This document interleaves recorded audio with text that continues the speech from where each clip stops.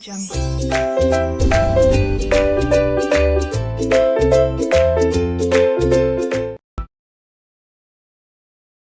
Okay guys, a very very good afternoon to everyone. बेटा अपनी अपनी पहले तो सबसे पहले कॉपीज निकाल लो। Welcome to +2 to all offline and online students. दोस्त जो ऑनलाइन में हमारे पास स्टूडेंट्स हैं, very very good afternoon. Divyansh, Titiksha, Ekam, Mahak, पुराना, निमिष, दिविजा, सुखबीर, बहुत सारे नाम है यार। चलो सारे एक साथ, अब इतने सारे नाम मैं लूंगा नहीं, तो सारे समझ जाओ बेटा गुड आफ्टरनून। ठीक है, तो भाई अब सबसे पहले तो हम लोग जब अपना +2 का अकाउंट स्टार्ट करते हैं, आप लोगों को पहले से बता दूं बच्चा, मैं आपको क्लास में नोट्स दूंगा। वो नोट्स जो लोग मेरे से +1 में पढ़े हैं उनको तो पता बेटा, मैं लिखवाऊंगा। ठीक है, कॉपी एक प्रॉपर हमने बनानी है। बट जो लोग मेरे से +1 में नहीं पढ़े बच्चा, एक अपने पास प्रॉपर एप्रोप्रिएट कॉपी बना के रखो। राइट, एक प्रॉपर आपका अकाउंट्स का मोटा सा रजिस्टर जो आप लोगों ने मेंटेन करना है, याद रखिएगा। तो फटाफट से बच्चे ऊपर एक हेडिंग लिखें। पहले थोड़ा सा सिलेबस देख लें कि सिलेबस है क्या हमारा। हम लोग अपना टॉपिक तो शुरू करने जा रहे हैं, बट हम लोगों को पहले ये पता होना चाहिए दोस्त हमारा सिलेबस क्या है। अच्छा, पहले एक बार बेटा सारे देख लेना, आवाज वगैरह प्रॉपर आ रही है शायद। Right, the voice is absolutely clear. Okay, so make sure that voice is absolutely clear. So guys, let's begin with the syllabus. सबसे अच्छी बात आप पहले सुन लीजिए, जो हमारे +2 के अकाउंट्स का सिलेबस है, हमारे 3 बोर्ड्स होते हैं। जैसे हम बात करते हैं CBSE, ISE and state board. Like we have 3 boards, CBSE, ISE and state board. सबसे अच्छी बात अकाउंट्स के अंदर होती है, साथ साथ बच्चा नोट कर लेना इसको, सारे बच्चे इसको नोट कर लें, because this will be very very important for you guys. Accounts के सिलेबस को हम लोग 95% is common for all the boards. सबसे पहला फंडा याद रखना, 95% कॉमन। 5% का सिर्फ माइनर सा डिफरेंस होता है जो बोर्ड्स के वजह से सिलेबस में डिफरेंस आता है, otherwise accounts is absolutely same for all the board. सबसे पहली बात, ओके, नंबर 1। नंबर 2, अब हम लोग अकाउंट्स के सिलेबस को पहले बात कर रहे हैं बच्चा। देखिए, अकाउंट्स के सिलेबस को हम लोग वेरियस पार्ट्स में डिवाइड करेंगे। सबसे पहला आता है पार्ट ए, +2 अकाउंट सिलेबस। बच्चे फटाफट से इसको मेरे साथ नोट कर लेना, and please make sure that you guys are noting it down. सबसे पहला चैप्टर 1 लिखो बच्चा, सारे बच्चे चैप्टर 1, क्योंकि मेरी क्लास में बच्चा लिखना जरूरी है। अकाउंट्स उसी बच्चे को आता है जो साथ साथ लिखता है। चैप्टर 1, चैप्टर 1 जो है, it is called as NPO, non profit organisation. बस इसमें एक चीज याद रखना, this chapter is applicable only for CBSE and state board. ठीक है, जो ISE स्टूडेंट्स हैं उन लोगों के लिए ये टॉपिक सिलेबस में नहीं होगा। तो CBSE एंड स्टेट बोर्ड्स के लिए ये टॉपिक है, ISE वालों के लिए ये टॉपिक हमारे पास सिलेबस में नहीं होगा। तो अभी मैं क्या कर रहा हूं, मैं थोड़ा सा बता देता हूं। जो बच्चे मेरे पास CBSE में हैं फॉर द टाइम बीइंग और पंजाब बोर्ड के होंगे, वो सारे बच्चे 3 to 4 क्लास लगा रहे हैं, और जो बच्चे ISE वाले हैं उनकी एक सेपरेट क्लास लग रही है 4 to 5। तो इसी पैटर्न से हम लोग चल रहे हैं अभी। क्यों? Because today I will be starting with this chapter 1 NPO, जिसके सिलेबस जो है part which is only consisting of CBSE and ISE। अब एक चीज याद, sorry, CBSE and state board. And guys, ये अप्रोक्सीमेटली 10 नंबर का हमारे सिलेबस में है, तो आप समझ सकते हैं चैप्टर कितना इंपॉर्टेंट है। 10 मार्क का हमारे सिलेबस के अंदर है। क्योंकि हम लोग क्या करते हैं, फर्स्ट डे जब क्लास का होता है ना, फटाफट से पढ़ना शुरू कर देते हैं, बट सीधा नहीं पढ़ना चाहिए। पहले अपना सिलेबस जानो कि आपका सिलेबस है क्या।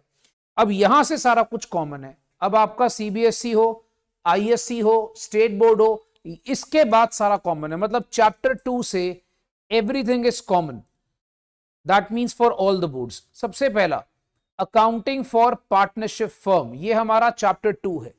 देखिए, जो चैप्टर 2 है फॉर ऑल द बोर्ड्स, याद रखना, इसको हम 5 हिस्सों में डिवाइड करते हैं। ये 30 मार्क्स की वेटेज लेकर आता है अप्रोक्सीमेटली। तो बच्चे बेटा इसको नोट कर लें, chapter 2 accounting for partnership firms, this brings 30 marks weightage.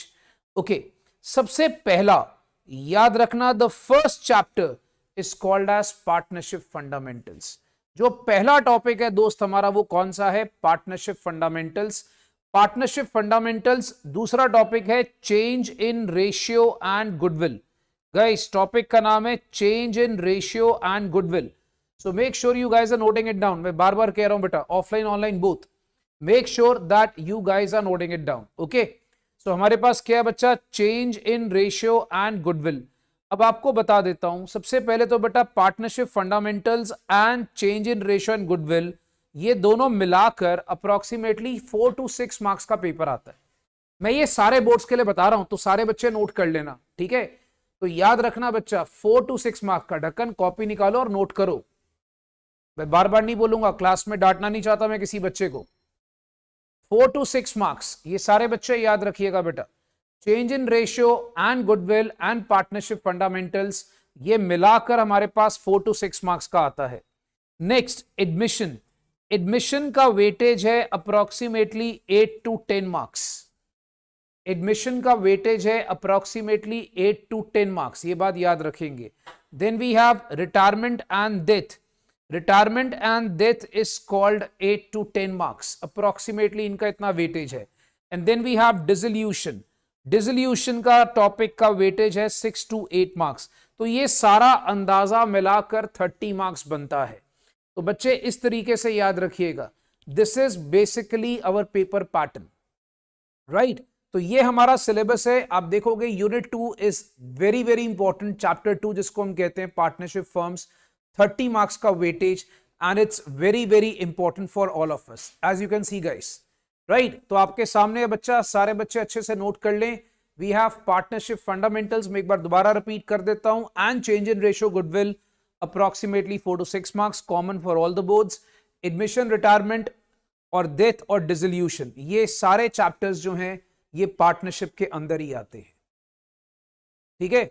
सबने नोट कर लिया भाई। तो ये हमारा सबसे ज्यादा इंपॉर्टेंट और रेलेवेंट टॉपिक रहेगा, पार्टनरशिप फर्म्स, 30 मार्क्स की वेटेज, 10 नंबर का NPO, not for ISC, only for CBSE and state board. तो ये हमारे 2 चैप्टर हो गए, ठीक है, या 2 यूनिट आप कह सकते हो, 2 यूनिट। अच्छा बेटा, ये नोट कर लिया सबने? बेटा ऑनलाइन वाले बच्चों ने सबने नोट कर लिया? देख लेना है बच्चा, एक बार अपना रिप्लाई करते जाना साथ साथ, that you guys have noted it down. सबने नोट कर लिए? ठीक है, okay, done. Chapter number 3, chapter number 3 is called as accounting for companies. Accounting for companies approximately 20 marks का होता है। तो बच्चा याद रखना, chapter number 3 is called as accounting for companies. Accounting for companies दोस्त हमारे पास 20 नंबर का है, 20 नंबर का अकाउंटिंग फॉर कंपनीज है। अकाउंटिंग फॉर कंपनीज को हम 2 हिस्सों में डिवाइड करते हैं बच्चा, 2 हिस्सों में, मतलब सबसे पहला अकाउंटिंग फॉर शेयर कैपिटल, पहला topic accounting for share capital. Accounting for share capital approximately 12 से 14 नंबर का इसमें से पेपर आता है भाई। एंड याद रखना, सबसे मूल्यवान चैप्टर जिसको कहते हैं highest scoring chapter, accounting for share capital, ठीक है। तो याद रखिएगा दो, सबसे ज्यादा एक्सपेंसिव टॉपिक जिसको हम कह सकते हैं, very very important topic, accounting for share capital. Next हमारे पास आता है दोस्त which is called as accounting for debentures. Accounting for debentures दोस्त हमारे पास आता है 6 to 8 मार्क्स। कितना? 6 to 8 मार्क्स। तो ये सारे बच्चे याद रखना बेटा, accounting for debentures is actually categorised as 6 to 8 marks. Guys ये नोट कर लिया सबने, 6 to 8 marks, right. So make sure that you guys are noting it down साथ साथ। सबसे पहला हमारे पास क्या है बेटा, चैप्टर 3, 20 मार्क्स की वेटेज। अब तक आप नोटिस करो, मैं आप लोगों को 10 मार्क्स का एनपीओ, 30 मार्क्स का पार्टनरशिप फर्म, 30 और 10 कितना हो गया? 40, 40 और 20 कितना हो गया? 60 मार्क्स की वेटेज आपको बता चुका हूं। अब बच्चे अगर नोटिस करोगे, यहां पर हमारा पार्ट ए खत्म होता है। हमारे पार्ट ए टोटल 3 टॉपिक्स के साथ कवर होता है, which is equal to 60 marks, right. So this is my part A. Part A हमारे अकाउंट्स के सिलेबस का 1, 2, 3 तीनों मिलाकर दिस कंसिस्ट ऑफ 60 मार्क्स। इसमें से जो आईएससी वाले स्टूडेंट्स होंगे उनके लिए 2 और 3 मिला के 60 मार्क्स, और जो सीबीएसई वाले और पंजाब बोर्ड वाले हैं उनके लिए चैप्टर नंबर 1, 2, 3 मिलाकर 60 मार्क्स का पूरा पेपर बन जाता है। So this comes out to be part B. Moving on to part B. बच्चा पार्ट बी में याद रखना सिर्फ नेम में थोड़ा सा चेंज है। जैसा कि आप देखते हो पार्ट बी जो है सीबीएसई और स्टेट बोर्ड वाले उसे कहते हैं फाइनेंशियल स्टेटमेंट एनालिसिस। सीबीएसई और स्टेट बोर्ड वाले क्या बोलते हैं दोस्त उसको? Financial statement analysis. और आईएससी वाले उसका क्या नाम रखते हैं? Management accounting. तो बहुत सिंपल है दोस्त, तो ज्यादा टेंशन मत लेना। हमारे पास क्या होता है, सीबीएसई और स्टेट बोर्ड क्या बोलता है बच्चा उसको? Financial statement analysis. आईएससी वाला क्या बोलता है उसको? Management accounting. तो guys make things very clear, financial statement analysis हम लोग बोलते हैं, या आईएससी वाले स्टूडेंट्स क्या बोलते हैं उसको? Management accounting. दोनों के लिए 20 मार्क्स की वेटेज होती है, 20 नंबर का वेटेज होता है। 20 नंबर में याद रखिएगा अप्रोक्सीमेटली एक इसमें चैप्टर 4 आता है। चैप्टर 4 3 ऊपर कवर हो गए, ठीक है। चैप्टर 4 यहां पर इसे कहते हैं एनालिसिस ऑफ फाइनेंशियल स्टेटमेंट्स। दोस्त नोट करते जाओ फटाफट से साथ साथ। क्या बोलते हैं इसको? Analysis of financial statements. अभी पढ़ाना शुरू नहीं करा भाई, खाली मैं अभी सिलेबस बता रहा हूं, ठीक है। Analysis of financial statements. Analysis of financial statements 12 marks का होता है। Analysis of financial statements 12 marks का अप्रोक्सीमेटली होता है, 12 मार्क्स। तो ये बच्चे याद रखेंगे। And then we have chapter 5 which is called as cash flow statement. इसको हम कहते हैं बच्चा cash flow statement. Cash flow statement consist of 8 marks. तो ये सारा पेपर पैटर्न रहता है बच्चा। 12 नंबर का आपके सिलेबस में रहता है एनालिसिस ऑफ फाइनेंशियल स्टेटमेंट्स, याद रखिएगा। और हमारे पास 8 मार्क्स का अप्रोक्सीमेटली चलता है कैश फ्लो स्टेटमेंट। अब मैं थोड़ा बच्चों को बता देता हूं। जो बच्चे यहां पर देखेंगे दोस्त, बहुत ही सिंपल सा फंडा है। एनालिसिस ऑफ फाइनेंशियल स्टेटमेंट्स को हम फर्दर ऑन 3 पार्ट्स में डिवाइड करते हैं। एक होती है कंपनी बैलेंस शीट, एक होता है comparative and common size statement, एक होता है ratio analysis. So guys we have 3 parts. Number 1 is called as company balance sheet, number 2 it is called as comparative and common size statements, number 3 it is called as ratio analysis। ये तीनों मिलाकर 12 number का paper आता है, right guys. ये तीनों मिलाकर आपके पास 12 मार्क्स का पेपर आता है। तो सारे बच्चे इसको याद रखना, एनालिसिस ऑफ फाइनेंशियल स्टेटमेंट्स। बेटा आगे आ जाओ। एनालिसिस ऑफ फाइनेंशियल स्टेटमेंट्स बच्चा इसके 3 पार्ट्स होते हैं। One is called as company balance sheet, other is called as comparative, and the last one is called as ratio analysis, right? तो ये हमारा पार्ट बी है। तो बच्चे याद रखना दोस्त, ये हमारा part B. Part B ends at 20 marks। तो पार्ट बी बच्चा हमारे पास क्या होता है? ends at 20 marks। Okay so जितने बच्चे बेटा ऑनलाइन देख रहे हैं वो देख लेना, सब कुछ नोट कर लिया तो खाली एक मैसेज डाल दो नोटेड। जितने बच्चे बेटा साथ साथ ऑनलाइन क्लास देख रहे हैं जस्ट एक मैसेज डाल दीजिएगा नोटेड। गाइस आप सबने नोट कर लिया है? सारा सिलेबस एक बार पता लग गया सारे बच्चों को सिलेबस क्या है? तो अगर आप देखोगे सिलेबस में घूम फिर के 5 टॉपिक्स हैं हमारे, 5 के अंदर सब पार्ट्स हैं, राइट। अगर हम प्रैक्टिकली बात करें ना, कहने को 5 यूनिट है बट ये एक चैप्टर एनपीओ, यहां पर अगर आप देखोगे तो 1 2 3 4 5 ये हो गए 6 चैप्टर्स, 7 and 8 एक ये हो गए, उसके बाद 9 10 11 and 12। So we have all together 12 chapters to cover. मतलब सिंपल सा फंडा, 12 महीने 12 चैप्टर। सिंपल सा रेशियो अकाउंट्स का क्या, 12 महीने 12 चैप्टर हम लोगों ने कवर करने। इस तरह से अपना सारा सिस्टम चलता है। ओके गाइस, इसके बाद क्या, एक पार्ट सी होता है। पार्ट सी में क्या बेटा, उसमें लिखना आपने स्कूल हमारा भगवान है। क्या लिखना आपने? स्कूल हमारा भगवान है। किसी भी स्कूल के टीचर से लड़ाई नहीं करनी, बदतमीजी नहीं करनी, क्योंकि ये 20 नंबर स्कूल वालों के हाथ में है। जो बच्चे तू तड़ाक करके स्कूल के टीचर से बात करते हैं उनसे हाथ जोड़ के विनम्र निवेदन है कि भाई ऐसी हरकत मत करना, क्योंकि ये 20 नंबर जो आपको मिलेंगे वो आपके स्कूल वालों की तरफ से मिलेंगे। मैं आपको 80 मार्क्स में हेल्प कर सकता हूं, जो बाकी 20 नंबर है वो बच्चा आप लोगों ने खुद ही कमाने हैं। याद रखिएगा, 80 मार्क्स में तो दोस्त आपको हेल्प कर दूंगा, बट बाकी 20 नंबर के लिए स्कूल हमारा भगवान है। ये बात याद रखिएगा, स्कूल हमारा भगवान है, ये बात दिमाग में रखना। अच्छा, ये 20 नंबर कैसे डिवाइड होते हैं? आगे आ जाओ बेटा, आगे आ जाओ। ये 20 नंबर कैसे डिवाइड होते हैं पहले थोड़ा बच्चों को बताता हूं।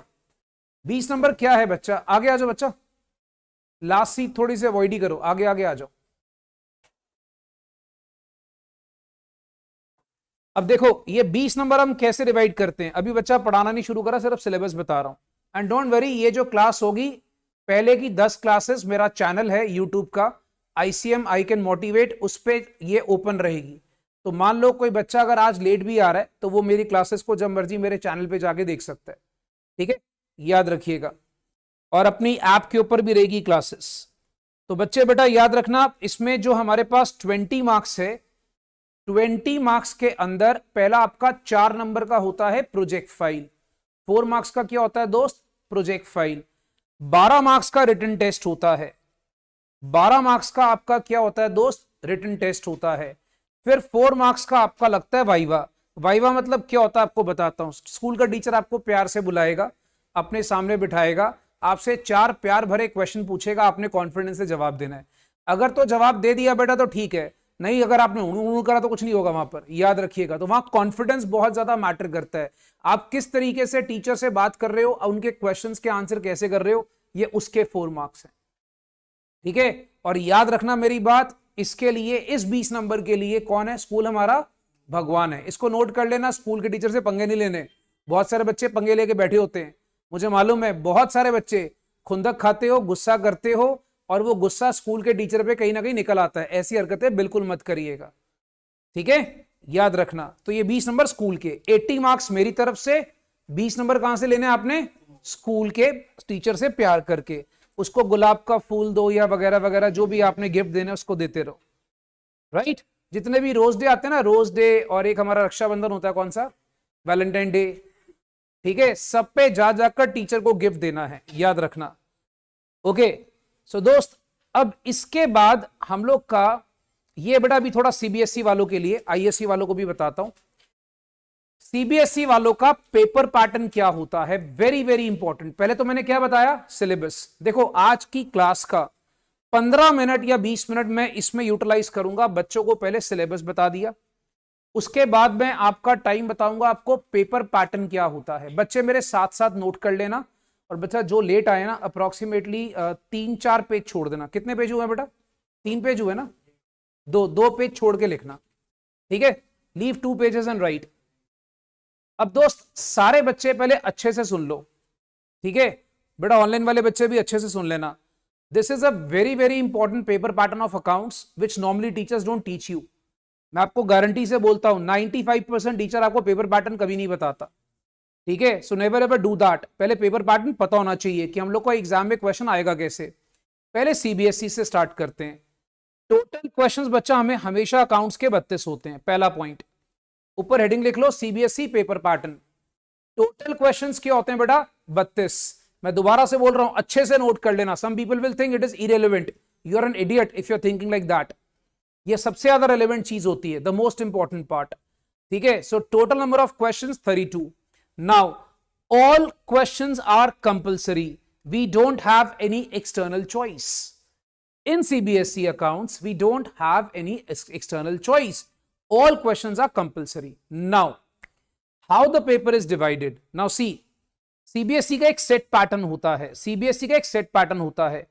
CBSE में 1 से लेकर जो 13वां क्वेश्चन होता है, और 23rd से लेकर 29 क्वेश्चन, वो हमेशा 1 मार्क के MCQ होते हैं। सर MCQ का फुल फॉर्म क्या है बेटा? क्या होता है MCQ का फुल फॉर्म? नहीं, मेरी चली किस्मत। MCQ का फुल फॉर्म क्या रखना हम लोगों ने? मेरी चली किस्मत। क्यों? क्योंकि भाई इसमें क्या है, आपने पिक्चर देखी होगी, एक हमारी आई थी, बच्चा क्या करता है, भगवान का नाम लेता है, 1 2 3 4 एक में मार्क कराता है, और बच्चा फर्स्ट आ जाता है। कौन सी पिक्चर थी? तो भाई साहब ऐसा खाली पिक्चरों में ही होता है, ठीक है। कृपा करके ऐसा रियल लाइफ में नहीं लगाना आप लोगों ने। बच्चे बोलते हैं सर एमसीक्यू क्या है, मेरी चली किस्मत। अरे भाई ऐसा नहीं करना, हाथ जोड़ के विनती है आप लोगों से, ठीक है। एमसीक्यू पढ़ के जाने हैं, 1 मार्क के एमसीक्यू। तो कहने का मतलब कंक्लूजन क्या निकला? कंक्लूजन ये निकला दोस्त, 20 नंबर के एमसीक्यू आते हैं अपने को अकाउंट्स के अंदर। तो एमसीक्यू कितने इंपॉर्टेंट आप ये सोचो, 20 नंबर के अपने एमसीक्यू निकल रहे हैं इसके अंदर से, क्योंकि एक अगर आप देखोगे 1 से लेके 13, ठीक है, 13 क्वेश्चंस हो गए, 23 से लेके 29, ये सेट होता है, ये सेट होता है आमतौर पे। पहले 13 क्वेश्चन एमसीक्यू आने हैं, फिर 23 से लेकर 29 आपको जो 7 क्वेश्चन आने वो एमसीक्यू आने हैं। 13 7 कितने हो गए? 20। तो 20 क्वेश्चन एमसीक्यू के आते हैं, ठीक है। उसके बाद अब इसमें हम लोगों ने डांस करना है, मैं बताता हूं क्यों। बच्चा बोलेगा सर ये फोटो को बनाई, बेटा फोटो इसलिए मैं बताता हूं क्यों। क्वेश्चन नंबर 14 और 30 ये 2 क्वेश्चन आते हैं 3-3 नंबर के। देखो 32 क्वेश्चन आने हैं, 32 क्वेश्चन को पेपर में कैसे डिवाइड किया जाता है अच्छे से सुन लो। क्वेश्चन नंबर 14 और क्वेश्चन नंबर 30 ये होता है 2 क्वेश्चन 3 मार्क्स ईच के। क्या होते हैं दोस्त? 3 मार्क्स ईच के क्वेश्चंस होते हैं। तो ये शॉर्ट आंसर टाइप क्वेश्चन होते हैं। अब आप थोड़ा सा मार्क्स को दिमाग में रखना, 20 मार्क्स हमने पहले कवर कर लिए, अब ये 2 क्वेश्चन 3 मार्क्स ईच, कितने हो गए टोटल? 6 और 20 कितना कवर कर लिया हमने? 26, याद रखना, ठीक है। अब इसके बाद नेक्स्ट अभी फिर से डांस करना है। सर आपने ये फोटो क्यों बनाई? बेटा चिंता मत करो, समझ लो ये मेरी फोटो है, मैं डांस कर रहा हूं, ठीक है। सो याद रखना, खाली पूछ नहीं, अभी नजर नहीं आएगी पूछ, तो अब समझ लीजिए मैं डांस कर रहा हूं। समझ लीजिए बच्चा, क्वेश्चन 15 से लेकर 18, क्वेश्चन 15, 16, 17, 18 और 31 ये 4 मार्क्स ईच है। भाई साहब समझ में आ रहा सारे बच्चों को? क्या है ये? 4 मार्क्स ईच, 4 मार्क्स ईच। कहने का मतलब 5 क्वेश्चन हो गए, 15, 16, 17, 18, 4 और एक 31st क्वेश्चन होता है। ये क्या है बच्चा आपके पास? 4 मार्क्स ईच, मतलब 20 मार्क्स यहां कवर हो गए। 5 question 20 marks. Is that clear everyone? कितने हो गए भाई? 5 क्वेश्चंस 20 मार्क्स। ओके नेक्स्ट, उसके बाद हमारे पास आता है 19, 20 एंड 32। दोस्त ये लॉन्ग आंसर टाइप क्वेश्चंस होते हैं, ये होते हैं 6 मार्क्स ईच। तो ये 3 क्वेश्चंस 6 मार्क्स ईच, मतलब 18 नंबर कवर हो गए, यहां पर 18 मार्क्स कवर हो गए। इतना डिटेल एनालिसिस पेपर का आपको कोई स्कूल का टीचर भी नहीं देगा, ये मेरा श्योरिटी है भाई। तो ये पेपर का पूरा डिटेल एनालिसिस है जो मैंने बनाया हुआ है, तो सारे बच्चों का नोटिस करना। और आप देखोगे सीबीएसई का एक सेट पैटर्न होता है और क्वेश्चन नंबर भी ऑलमोस्ट सेम होते हैं जिसमें ये आता है।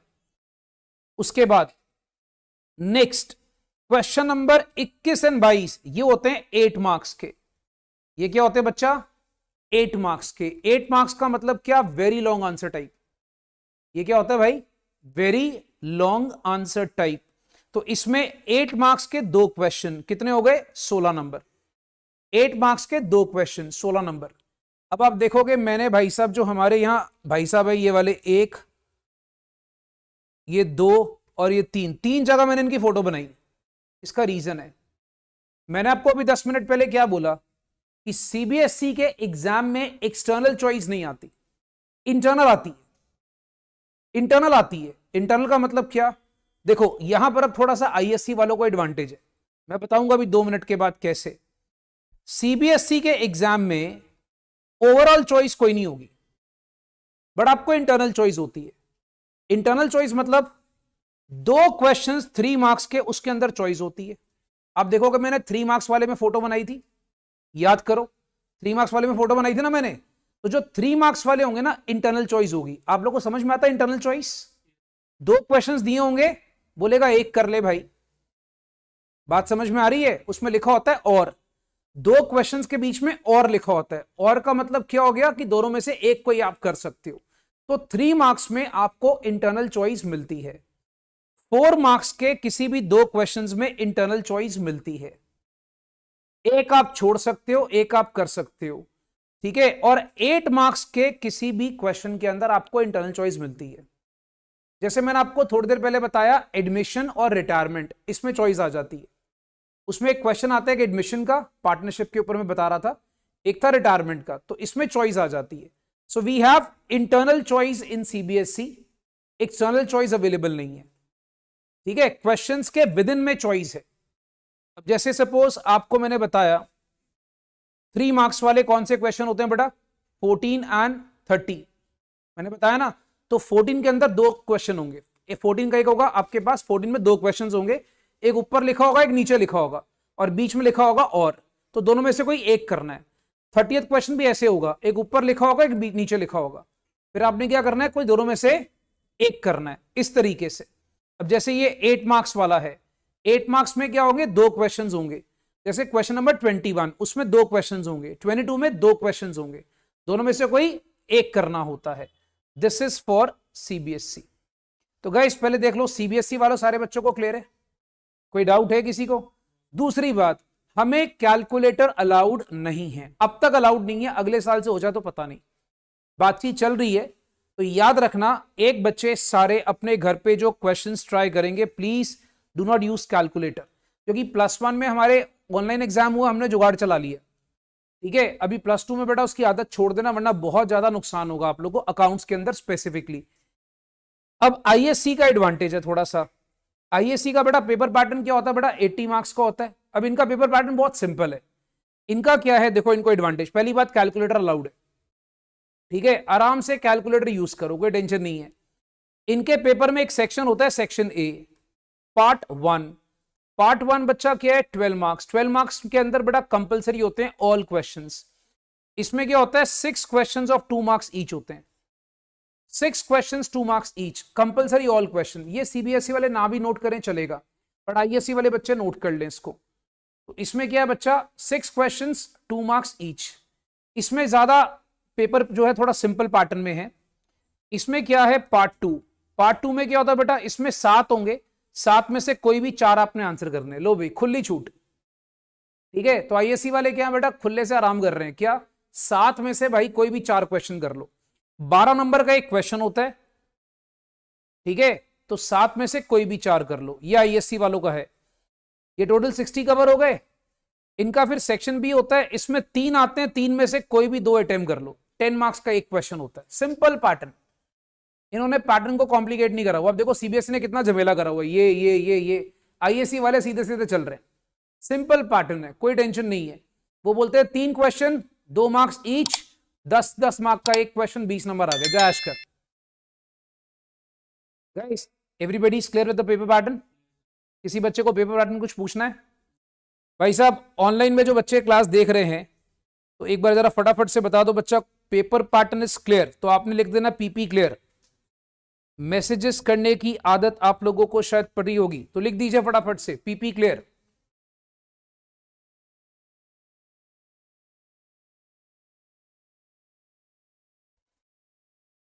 चलो बच्चा, अब पहला टॉपिक, जैसा मैंने आपको सिलेबस का बताया था, ठीक है।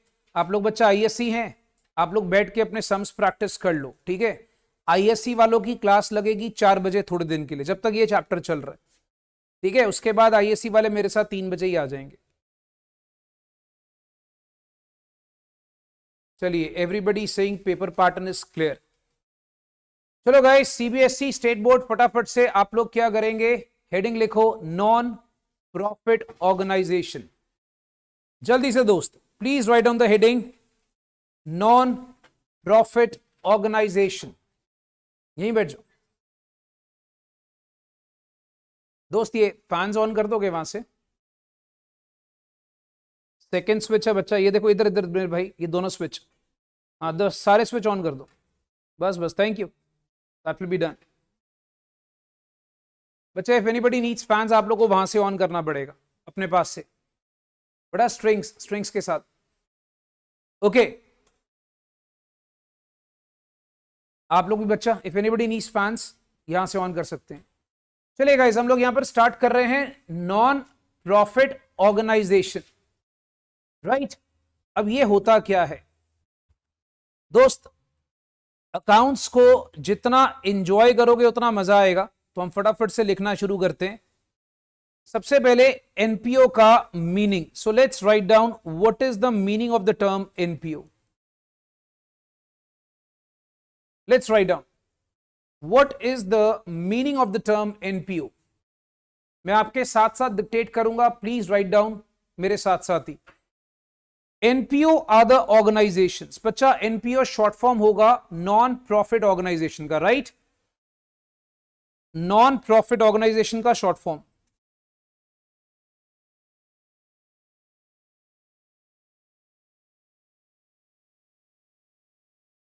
Okay, NPO are the organisations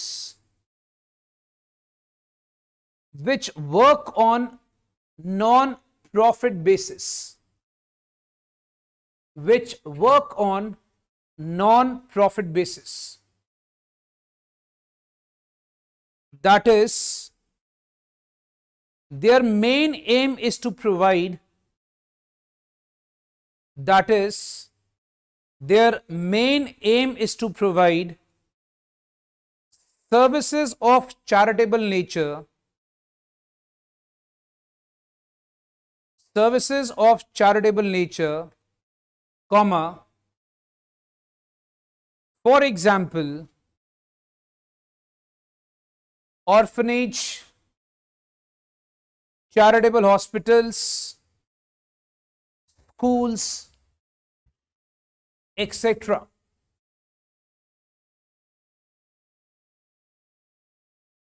paragraph change करके लिखना है।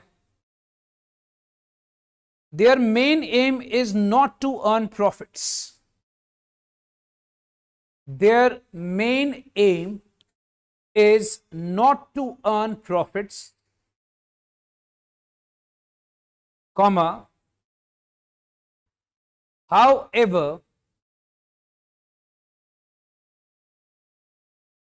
they can earn profits with their functions, or we can say activities. They can earn profits with their functions or activities.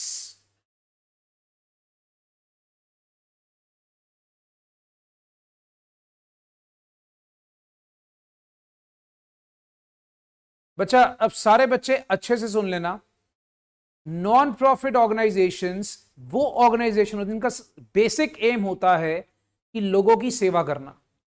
उनका काम पैसे कमाना नहीं होता। मैं ये नहीं कह रहा कि वो पैसे बिल्कुल नहीं कमाते, पर उनका मोटिव सिर्फ पैसे कमाना नहीं होता। उनका काम होता है लोगों की सेवा करना, जैसे ऑर्फनेज होता है, अनाथ आश्रम जिसको बोलते हैं, चैरिटेबल हॉस्पिटल, स्कूल्स, ये सारे क्या करते हैं? ये सिर्फ लोगों की सेवा में बिलीव करते हैं। इनका काम प्रॉफिट्स अर्न करना नहीं होता, हाँ, बट इनको प्रॉफिट्स हो जाए तो ये मना भी नहीं करते। मेरी बात समझ में आ रही है? अब बच्चा बोलेगा सर जब एनपीओ को प्रॉफिट नहीं होता उसकी अकाउंटिंग क्यों करते हैं हम लोग? बेटा पहले थोड़ा मैं बेसिक मान के चलूं कि बच्चों को सबको पता है डेबिट क्या होता है, क्रेडिट क्या होता है, हम +2 कर रहे हैं। वरना मेरे को किस्सा याद आता है, मैं बच्चे के एक क्लास में मैं लिख रहा था डीआर, बच्चा कहता सर डॉक्टर डॉक्टर क्यों लिख रहे हो? मेरे भाई ऐसा कोई सीन तो है किसी के बच्चे का तो बता दो, कोई डॉक्टर तो नहीं ना यहाँ पर, मतलब सारे अकाउंटेंट ही हैं, ठीक है? तो भाई साहब याद रखना, तो मैं थोड़ा बेसिक मान के चलूंगा कि +1 में आप लोग थोड़ा बहुत नॉलेज आप लोग को है। तो मैं आपको बता रहा था कि इनका बेसिक अकाउंटिंग क्यों किया जाता है, क्योंकि ये नॉर्मली प्रॉफिट नहीं कमाते। बट मैंने ऐसा नहीं बोला कि ये प्रॉफिट इनको होता ही नहीं, प्रॉफिट हो सकता है इनको, ठीक है? आपको छोटा सा एग्जाम्पल देता हूं। हमारे अमृतसर में आप देखोगे कंपनी गार्डन में क्लब्स बने हुए हैं, सर्विस क्लब, अमृतसर क्लब, ये बेसिकली नॉन प्रॉफिट ऑर्गेनाइजेशंस हैं। पर ये थोड़ी आप जाके वहां बैठोगे तो खाना आपको फ्री में मिल जाएगा। You getting my point? Free में नहीं मिलता, they charge you something, but they charge a very nominal amount. आप देखोगे मार्केट से सस्ते में मिलता है। बहुत सारे लोग रेगुलर बेसिस पे क्लब्स जाते हैं, क्यों? Because that is much cheaper than in the market, right? So they work on some low profit और नॉन प्रॉफिट बेसिस। तो this is basically called as NPO, right? Okay, अब जो NPO है बच्चा, उसके अकाउंट्स को हम लोग 3 सेक्शंस में डिवाइड करते हैं। तो बच्चे मेरे साथ साथ हेडिंग लिख लो, accounts of NPO. Please write down the heading, accounts of NPO. तो बच्चा याद रखना, एनपीओ के अकाउंट्स को we divide it into 3 parts. सबसे पहला section 1, it is called as RNP account. RNP मैं इसको शॉर्ट फॉर्म यूज कर रहा हूं, फुल फॉर्म क्या है बेटा? Receipts and payment account. ये रिसीप्ट्स एंड पेमेंट अकाउंट क्या है? बचपन में हमने एक टॉपिक करा था कैश बुक, सुना हुआ बच्चे लोगों ने? कैश बुक का रूल कोई बता सकता है क्या था? एनीवन? कैश बुक क्या थी?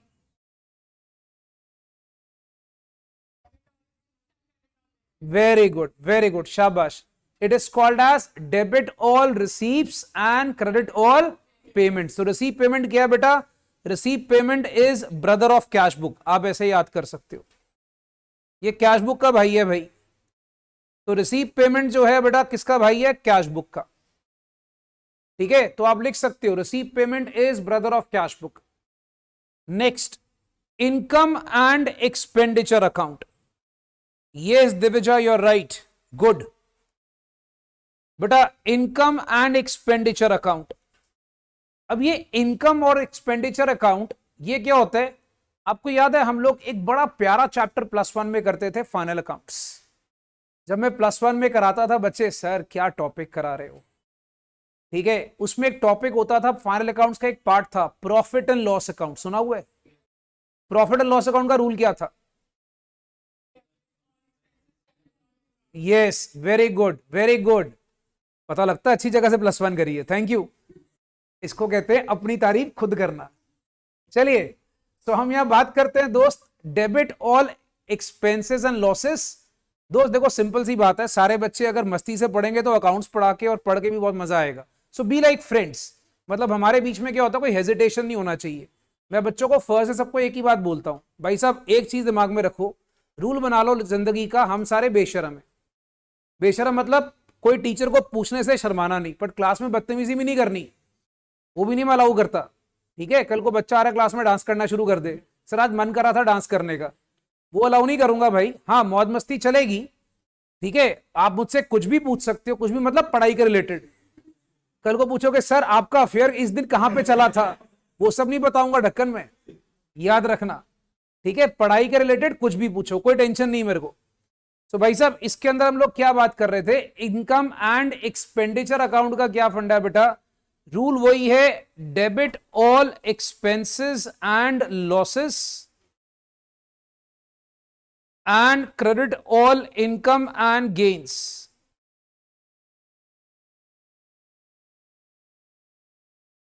ठीक है, अभी लाइक वहां पर ये क्या है बेटा? ये लिख लीजिए भाई ऑफ पीएल अकाउंट. ये पीएल अकाउंट का भाई होता है.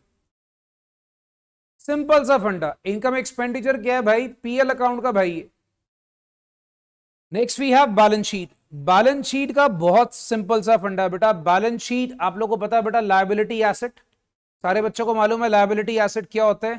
ठीक है, बैलेंस शीट में दोस्त अपने पास यहां पर दो बनती हैं. एक बनती है ओपनिंग बैलेंस शीट, इसके नीचे लिखना, और एक बनती है closing balance sheet. So balance sheet हमेशा दो बनती है, याद रखना.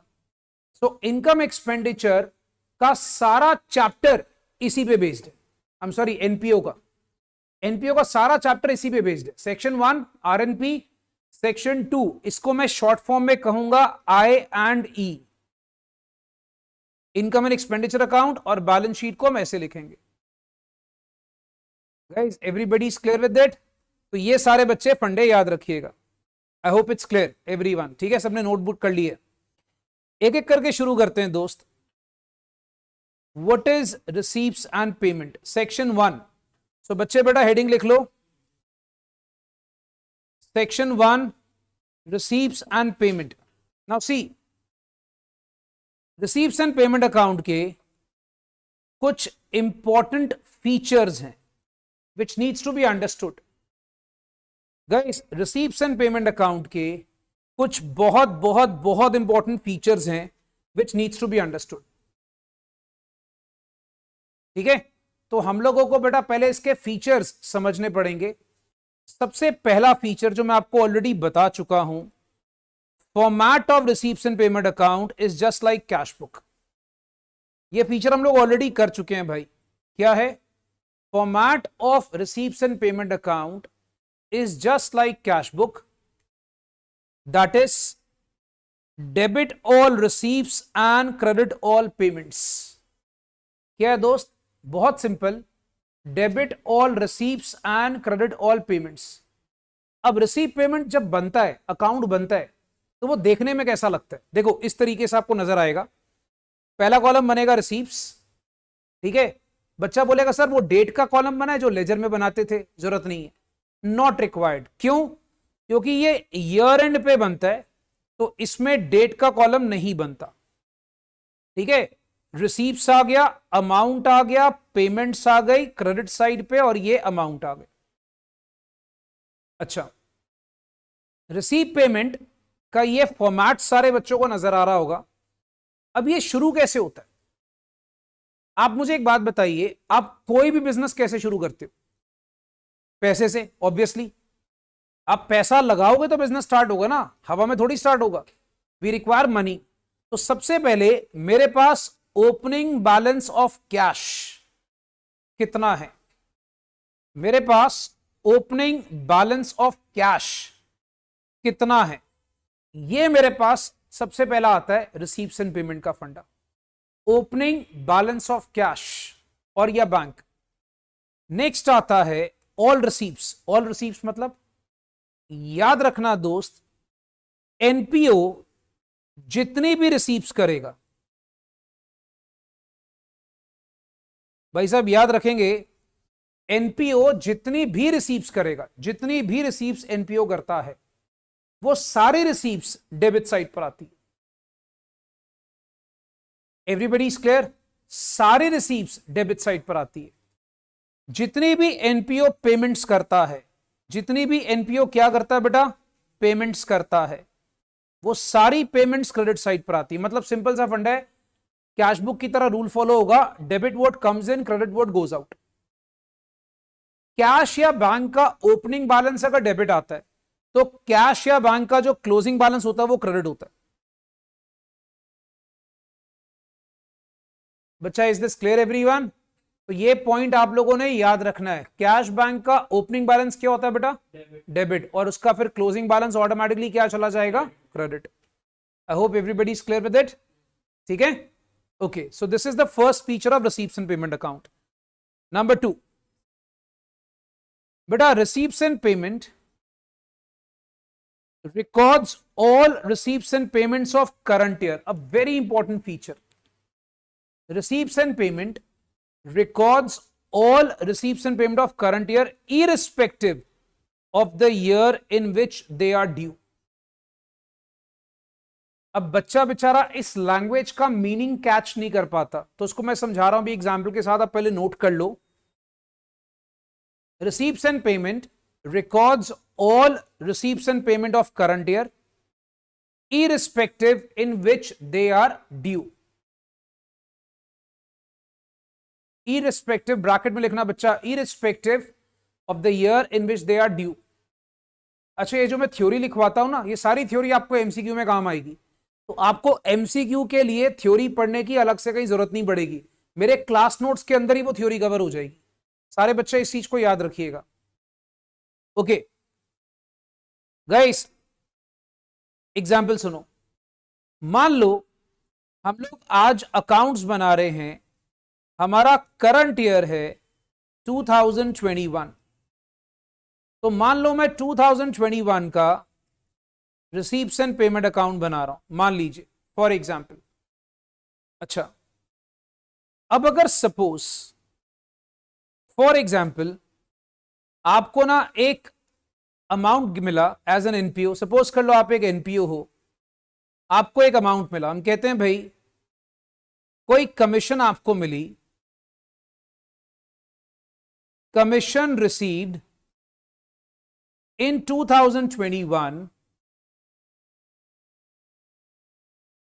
विच वॉज ड्यू इन 2020। मतलब कोई ऐसी कमीशन थी जो अमाउंट उसका 2021 में मिल गया, वो एक्चुअली में ड्यू थी 2020 में। मुझे एक बात बताओ, सारे बच्चे बताओ, क्या इसको रिसीव पेमेंट में रिकॉर्ड करना चाहिए? यस या नो? नहीं। अब आप सारे गलत हो। क्यों? मुझे 2020 का पैसा कब जाके मिल रहा है? मुझे सिर्फ याद रखिएगा किस ईयर में मिल रहा है, मुझे उससे मतलब है। कौन से ईयर में वो ड्यू था मुझे उससे मतलब नहीं है। अंडरस्टूड? तो जो बच्चा बोल रहा है no, that means he is wrong. याद रखना, ये कमीशन रिसीव को मैं डेबिट साइड पे यहां पे रिकॉर्ड करूंगा 5000। देखो यही आपको समझना है, यही पॉइंट आप लोगों को समझना है, which has to be notice very carefully.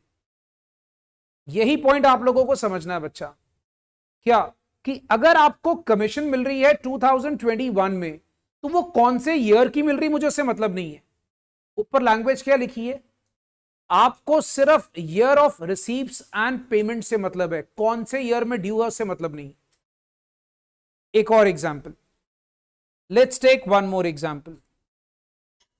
For example, salary paid in 2020 rupees 6000, it was due in 2021। अब आप मुझे बताओ, ये सैलरी जो है मैंने 2020 में पे करी, मेरा करंट ईयर अकाउंटिंग का 2021 है, भूलना नहीं, ठीक है।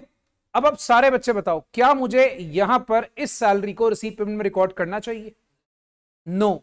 Why? That's a good reason. Why? Because we have paid in 2020।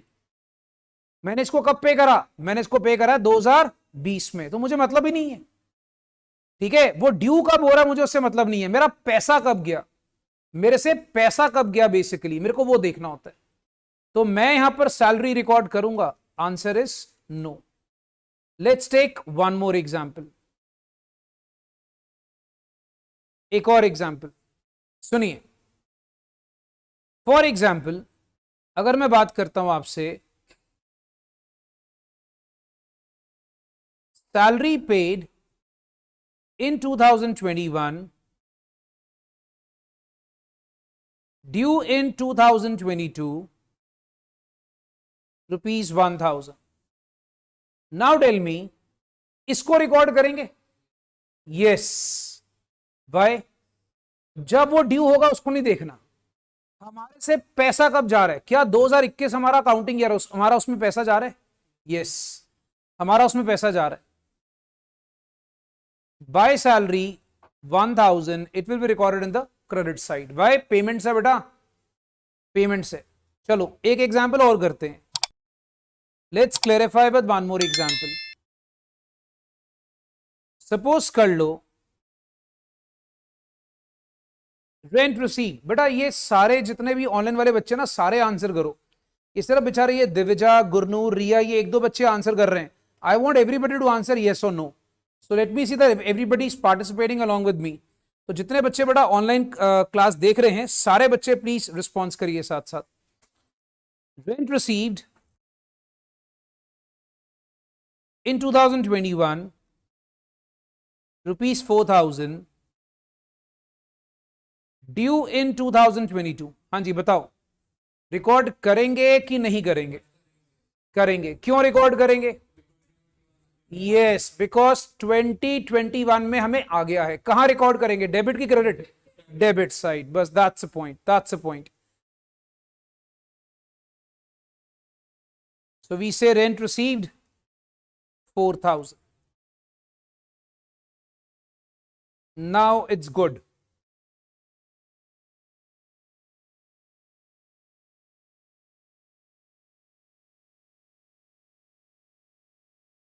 ठीक है भाई, अब अच्छा लग रहा है, सारे बच्चे पार्टिसिपेट कर रहे हैं साथ साथ। चलिए गाइस, तो ये सारे बच्चों को सेकंड पॉइंट क्लियर है? ठीक है, अब आ जाइए सारे बच्चे बेटा थर्ड पॉइंट पे। थर्ड पॉइंट क्या बोलता है, लिख लीजिए मेरे साथ साथ। रिसीव्स एंड पेमेंट रिकॉर्ड्स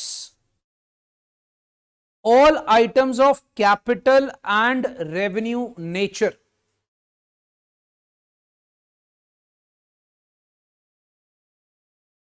बच्चा, receives and payment records all items of capital and revenue nature.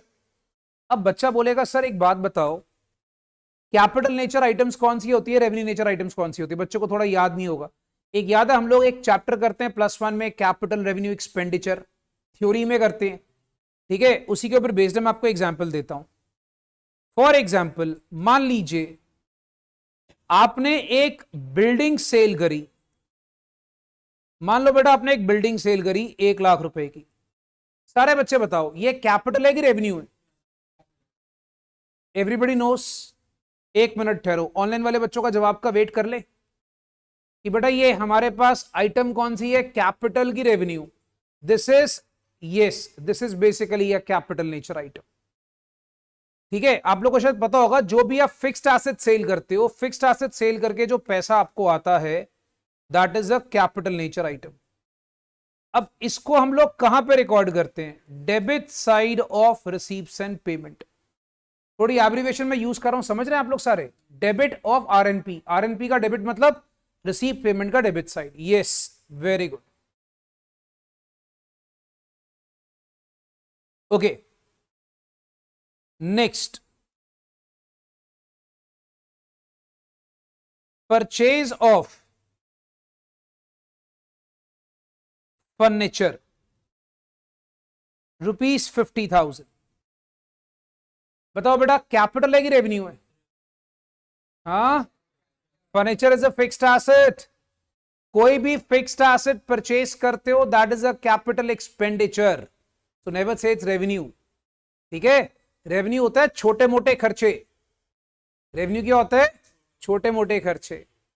तो अगर आप फर्नीचर परचेज करते हो तो फर्नीचर परचेज करना it's always a capital expenditure. कहां पे रिकॉर्ड करेंगे इसको? Credit side of RNP. Credit side पे क्यों? बिकॉज फर्नीचर परचेज करोगे तो पैसा जाएगा, पैसा जाएगा, मनी गोज आउट। ठीक है, बिल्डिंग सेल करोगे पैसा आएगा, इसलिए डेबिट पे रिकॉर्ड करा। फर्नीचर परचेज करोगे तो पैसा जाएगा। चलो नेक्स्ट, अगली कहानी, रेंट पेड ₹6,000। हाँ जी, कैपिटल है कि रेवेन्यू है? रेवेन्यू। सारे बच्चे याद रखना, छोटे छोटे खर्चे ये सारे कौन से होते हैं? रेवेन्यू। ठीक है, छोटी छोटी इनकम्स रेवेन्यू। जो बड़े खर्चे होते हैं, जो मेजर एक्सपेंडिचर्स हैं, वो होते हैं कैपिटल। जैसे फिक्स्ड एसेट परचेज करना, अब जैसे for example rent paid, it is revenue. Yes, revenue. अब ये पे करा, कहां पे रिकॉर्ड करेंगे? आरएनपी के क्रेडिट साइड पे, आरएनपी के क्रेडिट साइड पे। एक और एग्जांपल, आप बताइए, कमीशन रिसीव्ड ₹3,000। एक कमीशन हमने रिसीव करी, ये आपके लिए कैपिटल है कि रेवेन्यू है? रेवेन्यू, बिकॉज छोटी सी इनकम है। कमीशन रिसीव करना इज अ स्मॉल इनकम। सो याद रखना this is actually your revenue. और रेवेन्यू को कहां पे रिकॉर्ड करना होता है बच्चा? Credit side, sorry, debit side of receives and payment account. Debit side of receives, because money is coming in, money is coming in. Guys, everybody is clear with this? And the last feature, is कि जो receives and payment का opening या closing balance होता है वो हमेशा cash या bank का होता है। जैसे आप कैश बुक बनाते थे, याद करो, कैश बुक का ओपनिंग बैलेंस क्या होता था? कैश या बैंक का बैलेंस। कैश बुक का क्लोजिंग बैलेंस क्या होता है? कैश या बैंक का बैलेंस। ठीक है, तो इसी तरह से रिसीव पेमेंट का ओपनिंग बैलेंस क्या होता है दोस्त? कैश या बैंक का बैलेंस। और क्लोजिंग बैलेंस भी क्या होता है? कैश या बैंक का बैलेंस। तो मैं कहना यह चाहता हूं आप लोगों को, याद रखिएगा कि रिसीव पेमेंट अकाउंट आप जब भी बनाओगे, याद रखना अगर सब में कभी कैश बैंक के बैलेंसेस दिए हुए हैं, ओपनिंग कहां जाता है? रिसीव पेमेंट के डेबिट साइड पे। ओपनिंग कहां पे जाता है? Debit side of RNP. और क्लोजिंग कहां पे जाता है? Credit side of RNP. बच्चा, is this clear everyone? Come on guys, I'm teaching a young people, फटाफट से बताओ अच्छे से, अच्छी जोशीली आवाज में, इज दिस क्लियर? सारी क्लास क्लियर है? बेटा ऑनलाइन वाले स्टूडेंट्स भी फटाफट से रिप्लाई कर दें दैट एवरीथिंग इज क्लियर। बेटा आज हम लोग यहीं पे रुक जाते हैं, सेक्शन 1 इज फिनिश्ड। सेक्शन 2 कल डिस्कस करेंगे सेम टाइम, ठीक है। वो कोई बात नहीं बेटा, मैं सर से बात कर लूंगा अपने आप ही।